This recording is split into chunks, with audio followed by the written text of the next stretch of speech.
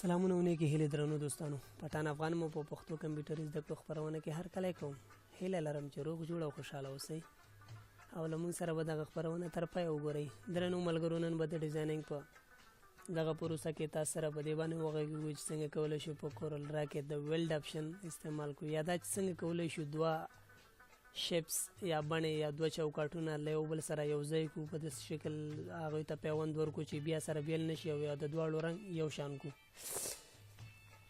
نو راځم د دغې د خاطره زه کورل را اوپن کوم.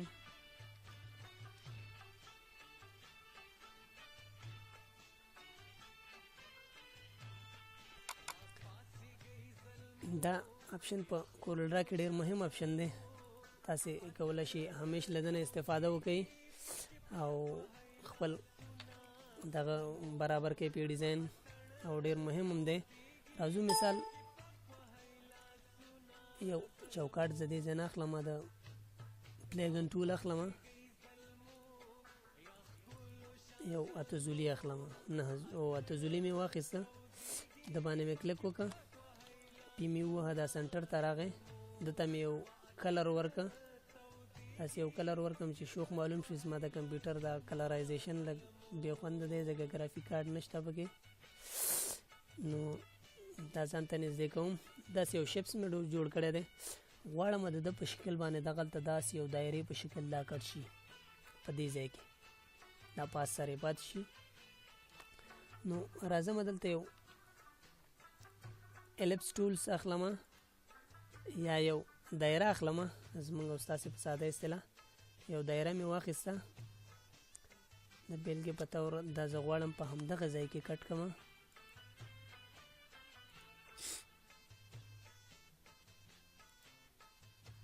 دې نه دا آوټلاین لرې کوم، د باندې کلیک کوم، د باندې زه غواړم زما دا دواړه یو ځای کړم. که چېرته زه غواړم دا دواړه یو ځای کړم نو په د باندې هم کلیک کوم او راځم شفټ نیسم، په دې بل شیپس باندې کلیک کوم، په دې باندې بیا دا ویلډ آپشن وهم،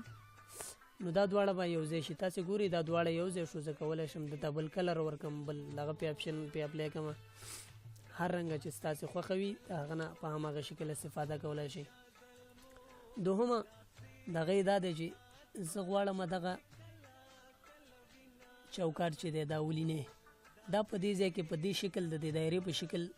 پرې شي، دا ډیزاین ورسره زما نه دی پکار او نه مې د هغې دغه اضافي برخه چې ده دا اضافي برخه دا مې هم نه ده پکاره. نو په دې دواړو باندې کلیک، په دې باندې کلیک وکړئ، شیفټ ونیسئ، راځئ دې بل باندې هم کلیک وکړئ، دا دویم آپشن ټرم آپشن ووهئ. ټرم آپشن هم چې کله ووهه تاسې ګورئ ټرم آپشن کې تاسو ته په دې چوکاټ کې یوازې همدا ځای پات شو، خو دا بل چوکاټ هم پات شو، کولی شي هغه ډیلیټ کړئ، په کار هم نه دی، همدغه نه استفاده وکړئ ستاسې په هر شکل چې په کار وي.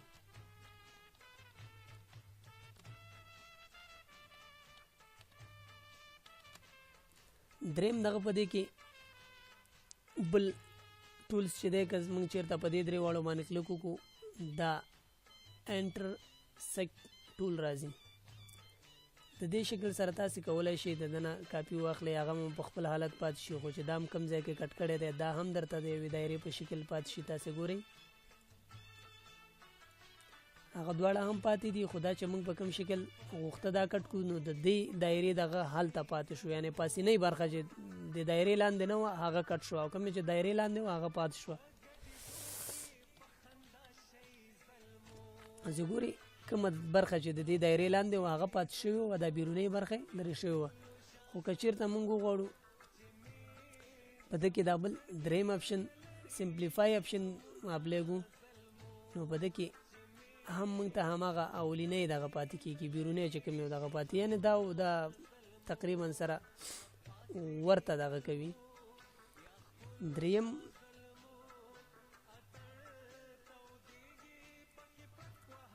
بله مهمه مسله په دې کې دا ده چې دا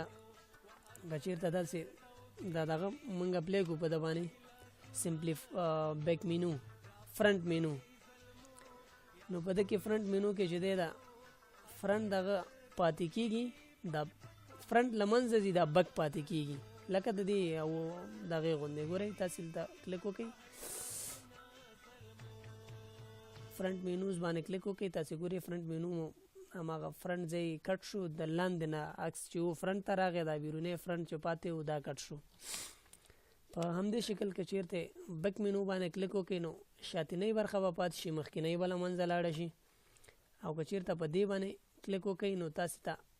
دواړو جوین یو دغه درکوي چوکاټ، تاسې کولی شئ د ده نه بیا استفاده وکړئ، یعنې دواړه یو ځای کوي.